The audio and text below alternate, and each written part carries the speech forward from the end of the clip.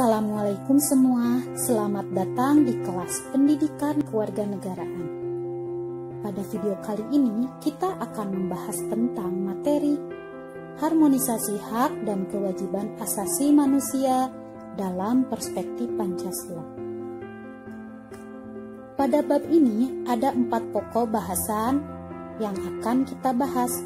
Namun di video pertama kita akan membahas dulu konsep hak dan kewajiban asasi manusia.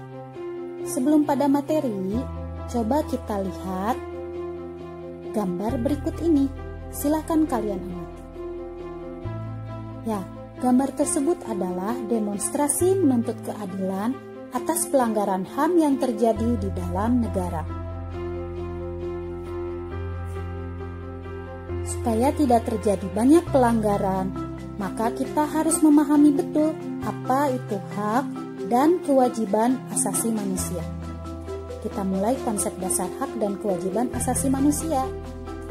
Hak asasi manusia menurut John Locke yaitu hak yang diberikan langsung oleh Tuhan Yang Maha Esa dan tidak dapat diganggu-gugat atau bersifat mutlak. Dan HAM menurut Undang-Undang Nomor 39 Tahun 99 yaitu merupakan hak yang melekat pada manusia sebagai anugerah Tuhan Yang Maha Esa yang wajib dihormati, dijunjung tinggi, dilindungi oleh negara, hukum, pemerintahan, serta setiap orang demi perlindungan harkat dan martabat manusia. Lalu, kita bisa menyimpulkan apa itu hak asasi manusia, yaitu hak yang melekat pada diri manusia yang bersifat kodrati dan fundamental sebagai anugerah Tuhan Yang Maha Esa yang harus dilindungi, dihormati oleh individu, masyarakat, dan negara. Kemudian kita akan membahas tentang kewajiban asasi manusia yang merupakan bentuk pembatasan atas HAM yang dapat menyebabkan munculnya sifat egoisme individu.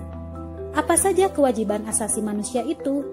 Di antaranya adalah menjalankan tugas sebagai manusia, kewajiban sosial atas dasar norma dan tingkah laku, dan yang paling penting adalah kewajiban terhadap Tuhan Yang Maha Esa. Nah, kita lihat apakah kita sudah menjalankan hak dan kewajiban asasi dengan benar. Informasi lain, Saudara, Polda Papua memastikan bahwa jumlah korban meninggal dunia akibat rusuh di Wamena, Kabupaten Jaya Wijaya mencapai 28 orang.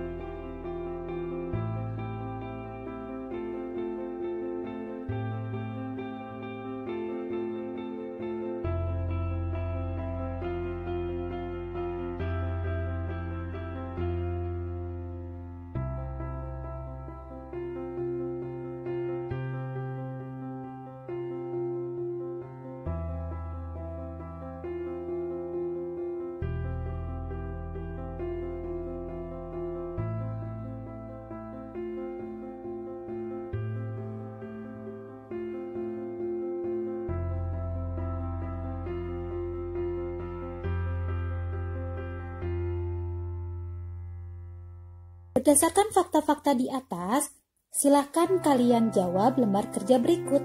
Yang pertama, beri pendapat kalian kenapa hal itu bisa terjadi. Yang kedua, cuplikan video itu merupakan pelanggaran terhadap hak-hak apa saja. Sekarang kita lanjutkan pada materi macam-macam hak asasi manusia. Yang pertama adalah hak asasi pribadi, contohnya hak memeluk agama, hak hidup, serta hak mengemukakan pendapat. Yang kedua adalah hak asasi ekonomi, contohnya hak membeli dan menjual sesuatu, serta hak mengadakan perjanjian atau kontrak. Yang ketiga adalah hak mendapat pengayoman dan perlindungan dalam keadilan hukum.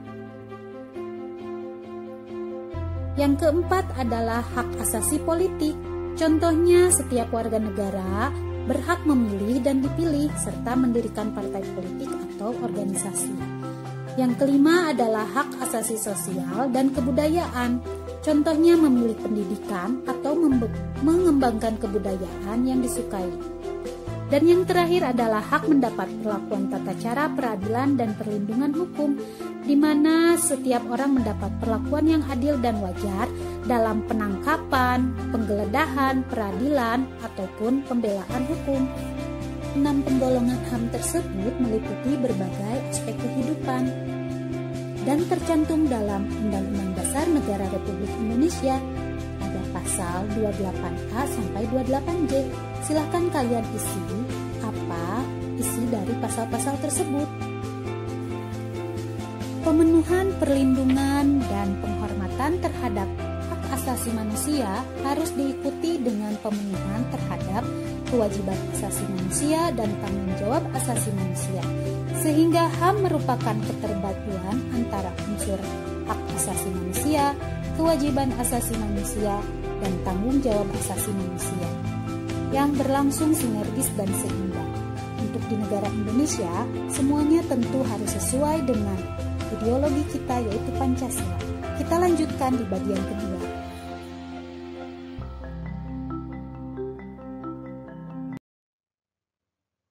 Assalamualaikum warahmatullahi wabarakatuh. Kami dari kelompok 8 dari kelas 11 IPS 2 yang beranggotakan Salsabila Fauziah dan Salwa Aulia Sari.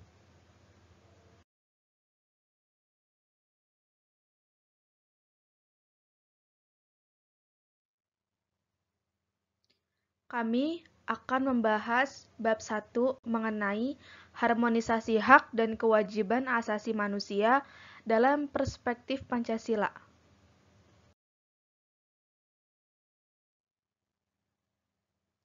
Konsep hak dan kewajiban asasi manusia. 1. Makna hak asasi manusia. Menurut Undang-Undang Republik Indonesia Nomor 39 Tahun 1999, hak asasi manusia adalah seperangkat hak yang melekat pada hakikat dan keberadaan manusia sebagai makhluk Tuhan Yang Maha Esa yang wajib dihormati. Jan Matterson mengartikan hak asasi manusia sebagai hak-hak yang melekat dalam diri manusia, dan tanpa hak itu manusia tidak dapat hidup sebagai manusia. Hak asasi manusia memiliki fungsi. Yang pertama, hakiki. Artinya, hak asasi semua umat manusia yang ada sejak lahir. Yang kedua, universal.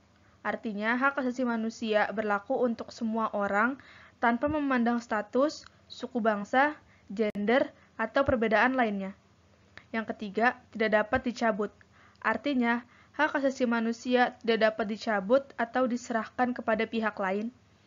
Yang keempat, tidak dapat dibagi. Artinya, semua orang berhak mendapatkan semua hak, apakah hak sipil dan politik atau hak ekonomi, sosial, dan budaya.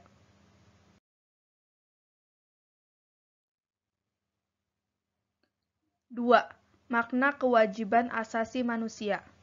Ketentuan Pasal 1 Ayat 2 Undang-Undang Republik Indonesia Nomor 39 Tahun 1999 tentang hak asasi manusia menyatakan, kewajiban dasar manusia adalah seperangkat kewajiban yang apabila tidak dilaksanakan tidak memungkinkan terlaksananya dan tegaknya hak asasi manusia.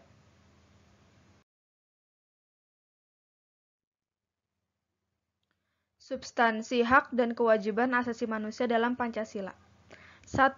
Hak dan kewajiban asasi manusia dalam nilai dasar Pancasila. Nilai-nilai dasar tersebut bersifat universal, sehingga di dalamnya terkandung cita-cita, tujuan, serta nilai-nilai yang baik dan benar. Nilai dasar ini bersifat tetap dan melekat pada kelangsungan hidup negara. Dalam Pancasila terdapat dijabarkan sebagai berikut. A. Sila pertama, menjamin hak kemerdekaan untuk memeluk agama. B. Sila kedua, menempatkan setiap hak warga negara pada kedudukan yang sama. C. Sila ketiga, mengamanatkan adanya unsur pemersatu di antara warga negara dengan semangat gotong royong. D. Sila keempat, dicerminkan dalam kehidupan pemerintahan, bernegara dan bermasyarakat yang demokratis.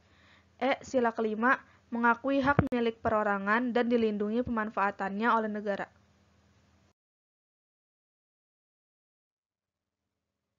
Dua, hak dan kewajiban asasi manusia dalam nilai dasar Pancasila. Nilai instrumental merupakan penjabaran dari nilai-nilai dasar Pancasila. Nilai instrumental sifatnya lebih khusus dibandingkan dengan nilai dasar.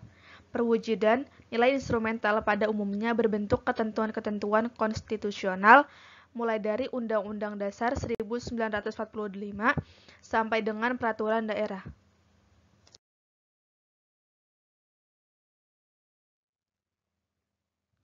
Tiga, hak dan kewajiban asasi manusia dalam nilai praksis sila-sila Pancasila. Nilai praksis merupakan realisasi nilai-nilai instrumental suatu pengalaman dalam kehidupan sehari-hari. Nilai praksis Pancasila senantiasa berkembang dan selalu dapat dilakukan perubahan dan perbaikan sesuai perkembangan zaman dan aspirasi masyarakat. Hal tersebut dikarenakan Pancasila merupakan ideologi terbuka. Kasus pelanggaran hak asasi manusia. 1. Penyebab pelanggaran hak asasi manusia. Pelanggaran hak asasi manusia disebabkan oleh faktor-faktor berikut. A. Faktor internal, yaitu dorongan untuk melakukan pelanggaran hak asasi manusia. 1. Sikap egois atau terlalu mementingkan diri sendiri. Contohnya bersikap ingin menang sendiri. Yang kedua, rendahnya kesadaran HAM, yaitu melarang orang lain untuk menyampaikan pendapat. Yang ketiga, sikap tidak toleran, yaitu mencampuri urusan kepribadian orang lain dengan mengkritisi pelaksanaan ibadahnya, mengejek tata cara ibadahnya, dan lain sebagainya. Dan memaksakan pendapat, gagasan, kepercayaan diri sendiri, dan sebagainya kepada orang lain. B. Faktor eksternal, yaitu faktor-faktor di luar diri manusia yang mendorong seseorang atau sekelompok orang melakukan pelanggaran HAM. 1. Penyalahgunaan kekuasaan. Yang kedua, ketidaktegasan aparat penegak hukum. Contohnya, apabila orang menerobos lampu merah, sanksinya biasanya ditilang. Ditilang itu bisa menyebabkan adanya sogok-menyogok gitu. Terus yang ketiga, penyalahgunaan teknologi, dan yang keempat, kesenjangan sosial dan ekonomi yang tinggi. Yang kedua, kasus pelanggaran hak asasi manusia di Indonesia. Di Indonesia, meskipun pemerintah telah mengeluarkan peraturan perundang-undangan mengenai HAM, namun pelanggaran HAM tetap selalu ada. Berikut ini beberapa contoh kasus pelanggaran HAM yang pernah terjadi di Indonesia. A. Kerusuhan Tanjung Priuk tanggal 12 September 1984. B. Penyerbuan kantor Partai Demokrasi Indonesia tanggal 27 Juli 1996. Yang ketiga, penembakan mahasiswa Universitas Trisakti pada tanggal 12 Mei 1998. Yang keempat, tragedi Semanggi I pada tanggal 13 November 1998.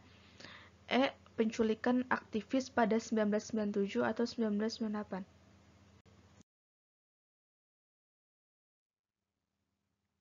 Upaya penegakan hak asasi manusia. 1. Upaya pemerintah dalam menegakkan HAM. Pemerintah Indonesia dalam proses penegakan HAM ini telah melakukan langkah-langkah strategis diantaranya sebagai berikut. A. Pembentukan Komisi Nasional Hak Asasi Manusia atau Komnas HAM. B. Pembentukan Instrumen HAM. C. Pembentukan Pengadilan HAM.